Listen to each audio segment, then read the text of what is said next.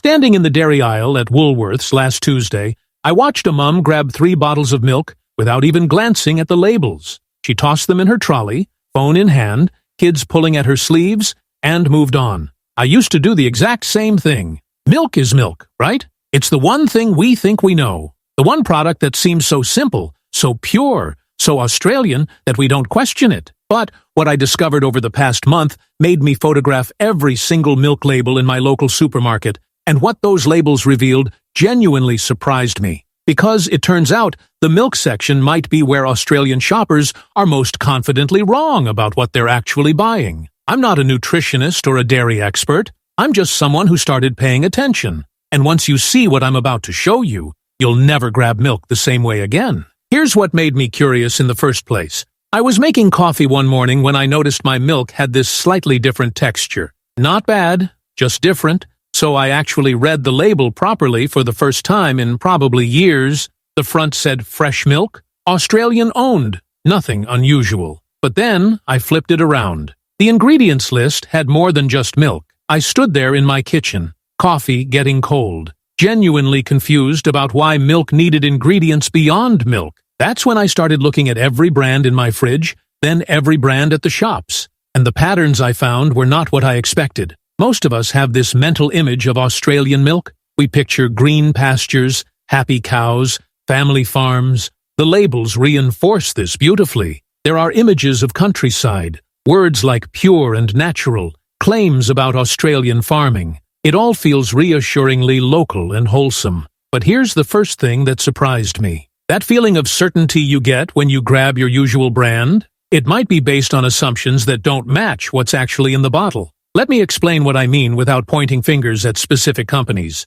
When you look at the milk section, you see what appears to be dozens of different options, different brands, different prices, different promises on the labels, premium milk next to budget milk, organic options next to conventional ones. It looks like abundant choice. But when you start reading the fine print on those labels, particularly the country of origin statements and the processing descriptions, patterns emerge that tell a different story. Some of those bottles that feel completely different from each other are actually more similar than you'd think, and some that seem identical are processed in fundamentally different ways. The Australian milk industry is more complex than most of us realize. There are different processing methods, different quality standards, different approaches to what can legally be called fresh milk. And the marketing doesn't always make these differences clear. In fact, sometimes it obscures them quite cleverly. Take the word fresh, for example. When you see fresh milk on a label, what does that actually mean? I assumed it meant the milk came from a cow recently, was minimally processed,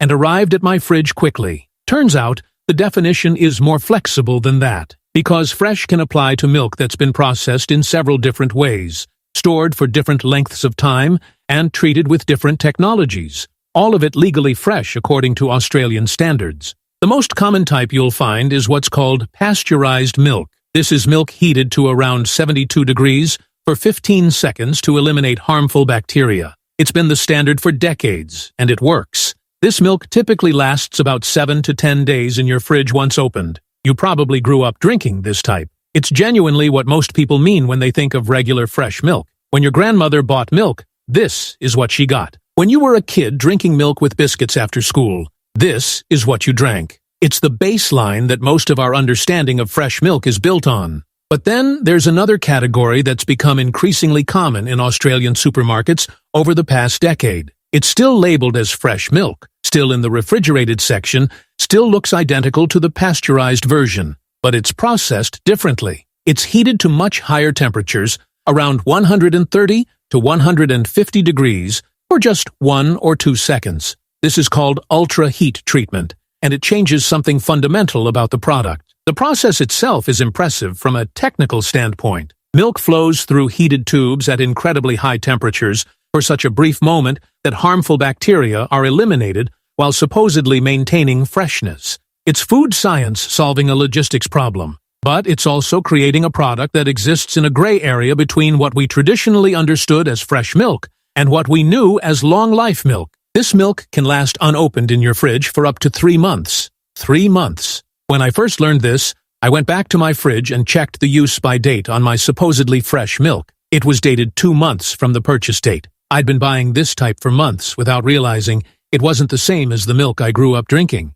Now, here's where it gets interesting from a consumer awareness perspective. Both types sit in the same refrigerated section. Both are called fresh milk. Both have similar branding and packaging. Unless you specifically check the use-by date or look for specific processing information on the label, you might not know which type you're buying. And the price difference between them isn't always obvious either. Sometimes the longer-lasting version costs less. Sometimes it costs more and is marketed as premium. I started asking friends and family which type they bought. Almost nobody knew. They knew their brand, they knew whether they wanted full cream or skim, but they had no idea about the processing method. And when I told them, most people had the same reaction I did. A kind of, wait, what? moment. One friend insisted she always bought fresh milk, never long life. When I checked the date on the bottle in her fridge, it was valid for another 9 weeks. She'd been buying ultra-heat-treated milk for over a year without realizing it. Another colleague mentioned he preferred the taste of his childhood milk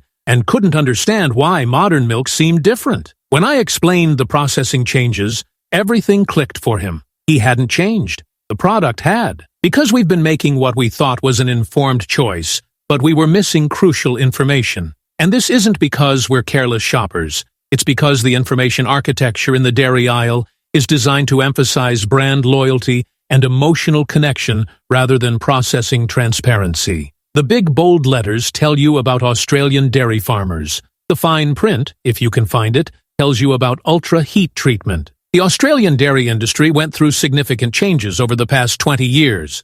Deregulation, consolidation, changing consumer demands, competition from imported products. These shifts affected how milk is processed, packaged, and marketed. The ultra-heat-treated milk became popular partly because it reduces waste. Shops can stock it longer. Households can store it longer. Less gets thrown away. From a business perspective, this makes perfect sense. But from a consumer information perspective, something got lost. That clear distinction we used to have between shelf-stable long-life milk and refrigerated fresh milk became blurred. Now there's this middle category that shares characteristics of both, but isn't clearly labeled as different from traditional fresh milk. And this matters for several reasons beyond just knowing what you're buying. The processing method affects more than shelf life. When milk is heated to those very high temperatures, even for just 2 seconds, it changes the protein structure. Some people notice a slight difference in taste. Others notice that difference in texture I mentioned earlier.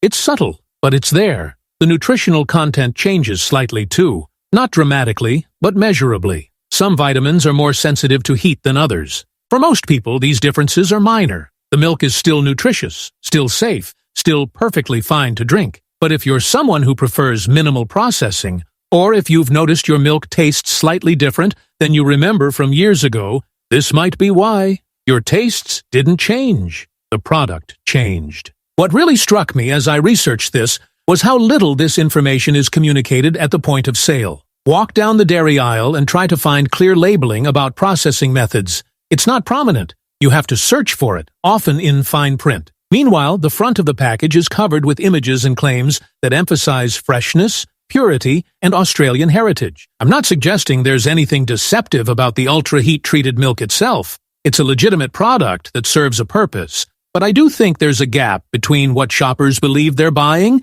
and what they're actually buying. And that gap exists partly because the marketing emphasizes emotional connection to Australian dairy farming, while downplaying the industrial processing that happens between the farm and your fridge. Then there's the whole question of price and value. I compared prices across different brands and processing types at both Woolworths and Coles. The results were genuinely confusing. Sometimes the ultra-heat-treated milk was cheaper. Sometimes it was the same price as pasteurized milk. And sometimes it was marketed as premium and cost more. The pricing seemed to have more to do with brand positioning than actual processing costs or quality differences. This creates a strange situation, where you might pay more for a product thinking you're getting something superior, when actually you're just getting extended shelf life. Or you might choose a cheaper option thinking you're compromising on quality, when actually you're getting traditionally processed milk that simply doesn't have the marketing budget of bigger brands. I found instances where house brand milk was traditionally pasteurized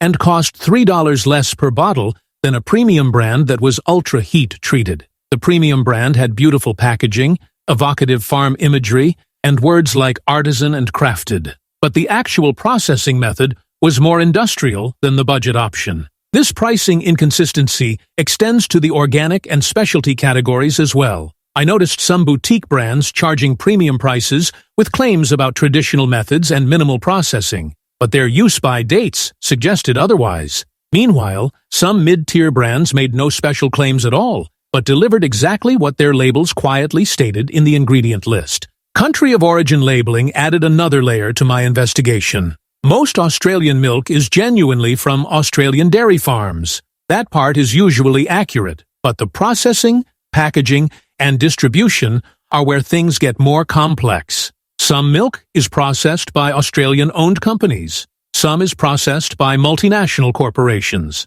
Some brands that feel distinctly Australian are actually owned by international conglomerates. Again, this isn't necessarily wrong, but it's information that might matter to consumers who specifically want to support Australian-owned businesses. The packaging doesn't always make these ownership structures clear. I also noticed differences in how brands handle ingredient disclosure. Remember how I mentioned some milk has more than just milk in the ingredients? This is legal and regulated, but not always obvious. Some brands add vitamins. Some add minerals. Some standardize the protein content by adding milk solids or removing components. All of this is designed to create consistency and add nutritional value. But it also means milk isn't always just milk. For someone with allergies or intolerances, this matters. For someone trying to avoid certain additives, this matters. For someone who simply wants to know exactly what they're consuming, this matters. Yet the information isn't always easy to find or understand. The organic milk section presents its own set of questions. Organic milk costs significantly more, usually around double the price of conventional milk. What are you actually paying for? The cows are raised without synthetic pesticides or fertilizers in their feed. They're not given artificial growth hormones. The farming practices follow stricter environmental standards. These are meaningful differences if those things matter to you. But here's what surprised me. Even organic milk can be ultra-heat treated for extended shelf life. The organic certification relates to farming practices, not processing methods. So you could pay premium prices for organic milk and still get a product that's been heated to very high temperatures. Not all organic milk is processed this way, but some is. And again, this isn't clearly communicated on most labels. I spent an entire afternoon just comparing labels between budget milk and premium milk. I wanted to see if the price difference reflected actual quality differences or just marketing. The results were mixed. Some premium brands did show different processing standards, higher quality control, or additional nutritional fortification. Others seemed to be priced higher primarily because of brand recognition and packaging design. The budget brands weren't uniformly inferior either. Some used traditional pasteurization and sourced from the same dairy regions as premium brands. They just didn't have the glossy marketing or the reassuring countryside imagery on the label. What does all this mean for you as someone standing in the dairy aisle trying to make a good choice? First, check the use-by date. If it's more than about 2 weeks from the purchase date, you're almost certainly looking at ultra-heat-treated milk. That's not necessarily bad, but it's different from what most Australians traditionally considered fresh milk. If you want traditionally pasteurized milk with a shorter shelf life, look for dates within 7 to 14 days. Second, read the ingredients list even on products as simple as milk. If you want just milk, make sure that's all that's listed. If you're fine with added vitamins or standardized protein content, that's your choice, but make it an informed choice. Third, understand that Australian-owned and Australian-made are different things. If supporting Australian-owned businesses matters to you, you'll need to research the brands themselves. The country of origin label tells you where the milk came from and where it was processed, but not who owns the company. Fourth, recognize that price doesn't always correlate with quality or processing method. A more expensive milk might be better, or it might just have better marketing. A cheaper milk might be lower quality, or it might be a perfectly good product from a company with less advertising budget. Fifth, if you notice milk tasting different than you remember, it might not be your imagination. Products change. Processing methods evolve. What was standard 20 years ago isn't necessarily standard now. I'm not telling you which milk to buy. That's entirely your decision based on your priorities, budget, and preferences.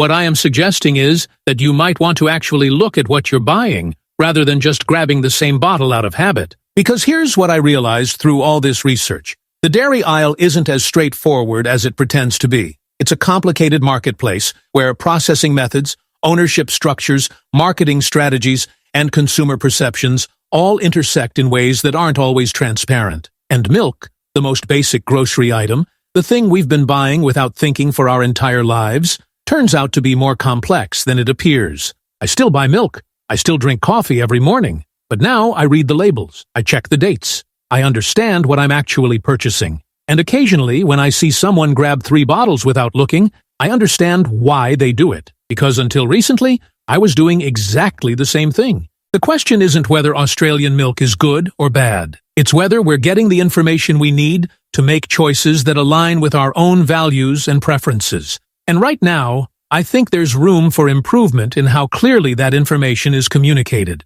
Next time you're in the dairy aisle, maybe spend 30 seconds actually reading the label on your usual brand. You might discover you've been buying something different than you thought. Or you might confirm you've been making exactly the choice you wanted all along. Either way, you'll know for certain rather than just assuming. And in a marketplace this complex, certainty is worth having.